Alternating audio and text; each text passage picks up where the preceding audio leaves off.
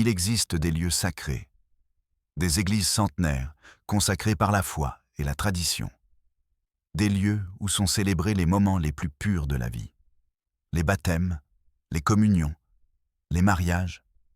L'autel est une scène pour l'amour, pour les promesses, pour l'espoir. Aujourd'hui, nous allons entrer dans l'un de ces lieux sacrés.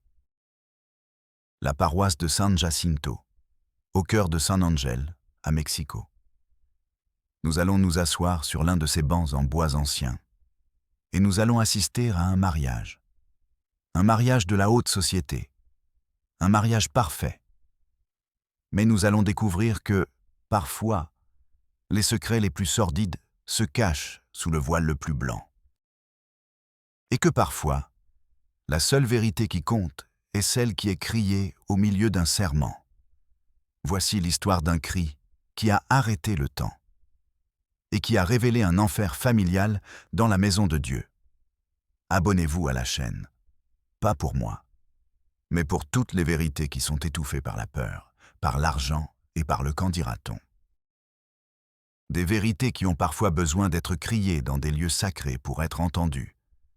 Elle s'appelait Isabelle, 53 ans, la tante célibataire, le mouton noir, l'artiste, celle qui ne s'est jamais intégrée dans la famille Mendoza, une famille de souche, d'argent ancien, une famille où les apparences étaient tout.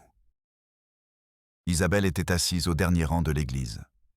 Seule, la robe noire qu'elle portait était une protestation silencieuse dans une mer de couleur pastel. À l'autel, sa nièce, Sofia, 23 ans, radieuse, magnifique, vêtue de blanc. À ses côtés, le marié, Alejandro Torres, élégant, amoureux, le couple parfait, l'union de deux dynasties.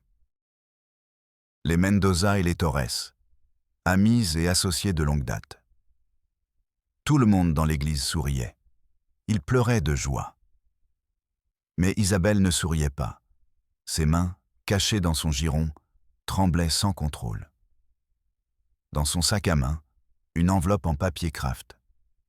À l'intérieur, la preuve. La preuve qui allait transformer ce mariage de rêve en un cauchemar public. Isabelle ne voulait pas être là. Elle ne voulait pas faire cela. Mais cette connaissance était une braise ardente dans son esprit. Un poison qui la consumait depuis 3 mois. Elle l'avait découvert par accident, comme on découvre tous les terribles secrets. C'était chez sa sœur, Graciela, la mère de la mariée. Ils étaient en pleine crise familiale. Une dispute au sujet des affaires. Isabelle était dans le bureau, en train de peindre. Elle n'était pas censée écouter. Mais les voix s'élevèrent. Graciela, sa sœur, et Béatrice, la mère du marié, se disputaient en criant. Et dans un accès de colère, Béatrice prononça la phrase. La phrase qui changea tout. « C'est ta responsabilité, Graciela. Tu sais bien qu'Alejandro est la seule bonne chose que mon Enrique ait pu me donner. Mais Sofia est autant la tienne que la sienne. » Le silence qui suivit cette phrase fut plus lourd que n'importe quel cri. Isabelle laissa tomber son pinceau. La peinture rouge tachait le tapis perçant comme une goutte de sang. Sofia, sa nièce. Elle était la fille d'Enrique Torres, le père de son fiancé. Sofia et Alejandro étaient le frère et sœur, demi-frère et demi-sœur. Isabelle se sentit prise de vertige. Le monde bascula. Elle s'appuya contre le mur froid, le cœur battant à tout rompre dans sa poitrine. Le goût métallique et amer de la peur envahit sa bouche. Elle comprit tout. L'amitié indéfectible des deux familles. L'insistance pour que le mariage ait lieu. La joie presque fiévreuse des deux mères. Ce n'était pas un mariage. C'était l'aboutissement d'une tromperie monstrueuse. C'était un pacte de silence qui était sur le point d'être scellé par un sacrement. Isabelle passa les 3 mois suivants dans un enfer personnel. Que devait-elle faire? Parler et détruire sa famille, détruire la nièce qu'elle aimait. Ou se taire et permettre une abomination. Elle essaya de parler à sa sœur, Graciela, seule à seule. Elle lui raconta ce qu'elle avait entendu. La réaction de Graciela ne fut pas la surprise. Elle était glacée de colère. « Tu n'as rien entendu », lui dit-elle, chaque syllabe empreinte de venin. « Tu es aigrie, envieuse. Tu veux ruiner le bonheur de ma fille parce que tu n'as jamais eu le tien. » Elle la traita de menteuse. Elle la menaça. Elle la traita de folle. « Si tu dis un seul mot, Isabelle, je te jure que je te détruirai. Je te ferai enfermer dans un asile. Personne ne te croira. » Isabelle était seule. Contre le pouvoir, l'argent et le déni de 2 familles entières, elle fit alors la seule chose qu'elle pouvait faire. Elle engagea un détective privé, un ancien policier, vieux et cynique. Elle lui donna toutes ses économies. Elle ne lui demanda qu'une seule chose. Un test ADN. Une preuve irréfutable. Le détective réussit. À l'aide d'un verre d'eau provenant de la maison des Torres et d'une brosse à cheveux trouvée dans la chambre de Sofia. Le résultat arriva 2 jours plus tard. Une compatibilité de 99,9%, père et fille. L'enveloppe dans son sac pesait comme une pierre tombale. Et maintenant, elle était là, à l'église. Le prêtre souriait. « Et maintenant, je vous déclare... Oh, non. » Isabelle se leva. Ses jambes tremblaient. Tout le bruit de l'église s'évanouit. Elle n'entendait plus que les battements de son propre cœur.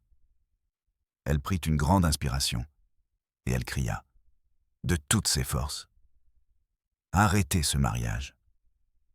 Sa voix résonna dans la coupole de l'église. L'orgue se tut. Des centaines de têtes se tournèrent vers elle. Le prêtre la regarda, perplexe. Sofia, à l'autel, se retourna avec une expression déconcertée. Alejandro fronça les sourcils. Les mères, Graciela et Béatrice, devinrent pâles comme de la cire. Isabelle marche dans l'allée centrale. Chaque pas était une éternité. « Ils ne peuvent pas se marier, » dit-elle d'une voix brisée, mais ferme. « C'est un péché.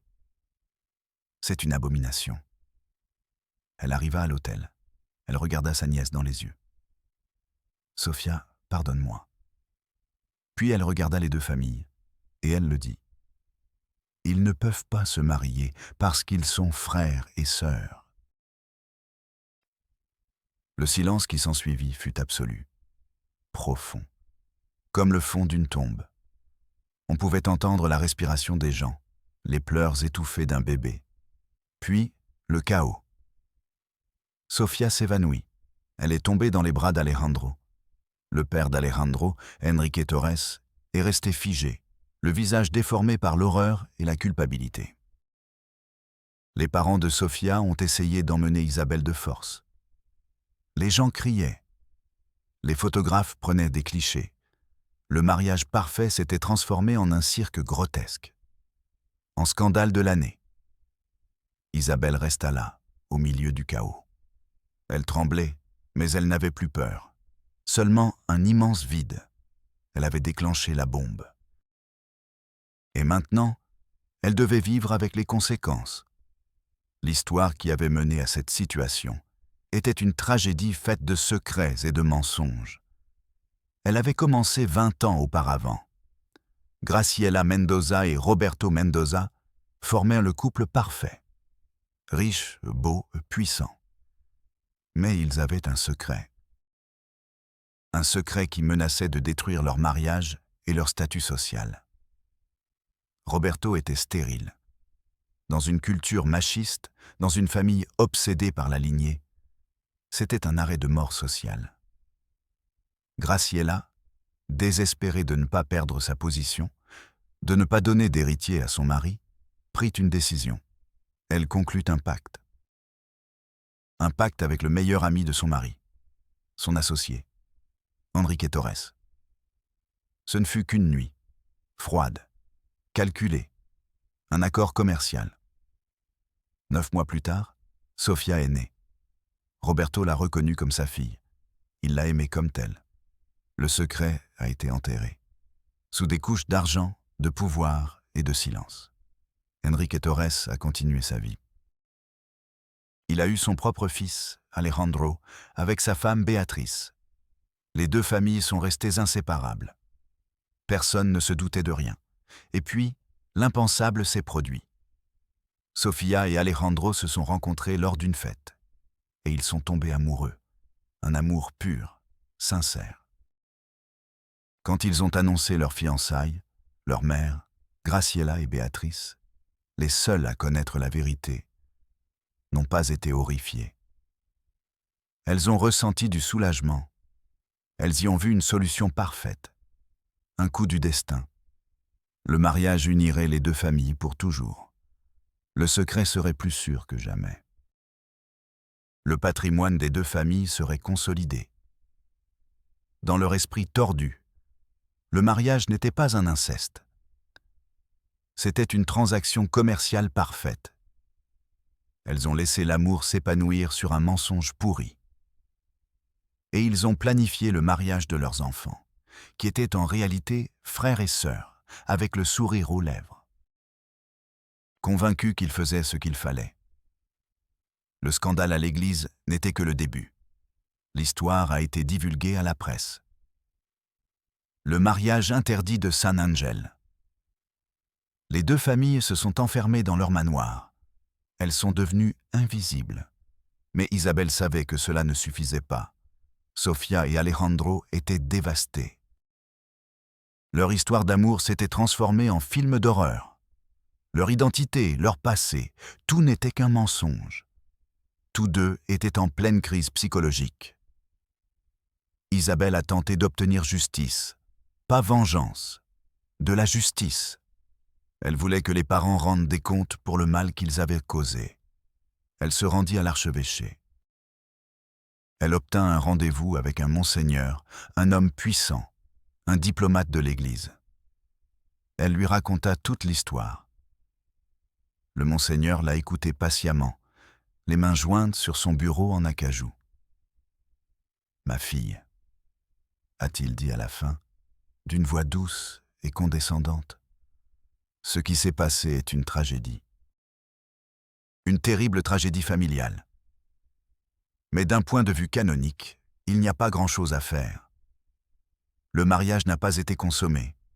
Le mariage a été annulé de facto. Pour nous, l'affaire est close. Mais qu'en est-il du péché? De la tromperie? Demanda Isabelle. Dieu est miséricordieux. Ils devront se confesser et faire pénitence. Je vous suggère, pour le bien de tous, de faire preuve de la plus grande discrétion. Ces scandales ne font de bien à personne, et encore moins à l'Église. L'Église ne voulait pas de justice, elle voulait contenir le scandale, le balayer sous le tapis. Isabelle sentit un froid glacial. L'institution qui devait être un phare moral ne se souciait que de sa propre image. Elle sortit de là et se rendit au ministère public. Elle voulait porter plainte pour fraude, pour préjudice moral, pour avoir mis en danger la santé de ses enfants. Elle a été reçue par un avocat dans un petit bureau en désordre. L'homme l'écoutait tout en consultant d'autres documents. « Voyons, madame, » dit-il sans la regarder. « Je comprends votre indignation. Mais soyons pragmatiques. Quel délit allons-nous poursuivre ici? L'inceste n'a pas été consommé. Il s'agissait d'une tentative, et la tentative n'est pas punissable. Une fraude? Contre qui? Un préjudice psychologique? C'est une affaire civile. C'est très difficile à prouver, et les procès durent des années. Honnêtement, ce ne sont que des ragots de riches. Ce ne sont pas des ragots. Ce sont des vies détruites, protesta Isabelle. L'avocat soupira, agacé. « Écoutez, Madame Mendoza, le système n'est pas là pour résoudre les drames des familles riches. Si vous insistez, remplissez le formulaire 3C pour conflits familiaux et troubles à l'ordre public. Mais je vous préviens que le dossier sera probablement classé sans suite faute d'éléments. Il lui tendit un formulaire. Et après, ils se plaignent de la bureaucratie. Isabelle resta les yeux fixés sur le papier. Formulaire 3C. Sa tragédie, la vie brisée de sa nièce, réduite à un code. Un papier qui finirait au fond d'un tiroir. Le système ne fonctionnait pas mal. Il fonctionnait parfaitement. Son rôle était de classer l'horreur, de lui attribuer un numéro, et de l'archiver jusqu'à ce que tout le monde l'oublie. Elle quitta le bureau avec un profond dégoût. La corruption, ce n'était pas seulement voler de l'argent. C'était cette indifférence, cette paresse morale, cette lâcheté institutionnelle. Que leur est-il arrivé? Il n'y a pas de fin heureuse à cette histoire. Les familles Mendoza et Torres ont utilisé leur argent pour disparaître. Elles ont érigé un mur de silence autour d'elles. Elles n'ont jamais eu à faire face aux conséquences juridiques. Sofia a été internée dans une clinique de repos, en Europe. Un sanatorium psychiatrique de luxe, loin des regards. Brisée. On dit qu'elle n'a plus jamais porté de robe blanche. Alejandro a quitté le pays. Il a changé de nom. Il tente d'échapper à son propre sang quelque part en Asie. Un fantôme fuyant lui-même. Isabelle a été répudiée, expulsée de la famille. Elle est devenue la méchante de l'histoire. La femme qui, par envie, a détruit sa propre famille. Elle a tout perdu. Mais elle a sauvé sa nièce d'un enfer. Parfois, elle passe devant l'église de San Jacinto. Elle reste dehors, regardant ces murs de pierre. L'endroit où la vérité, l'espace d'un instant, a crié plus fort que le mensonge. Et elle se demande combien de mariages sont célébrés. Combien de secrets sont scellés par un « oui, je le veux » devant un autel. Combien de mensonges la société bénit, simplement parce qu'il est plus facile de sourire et d'applaudir que de se lever au milieu de la cérémonie et de crier la vérité.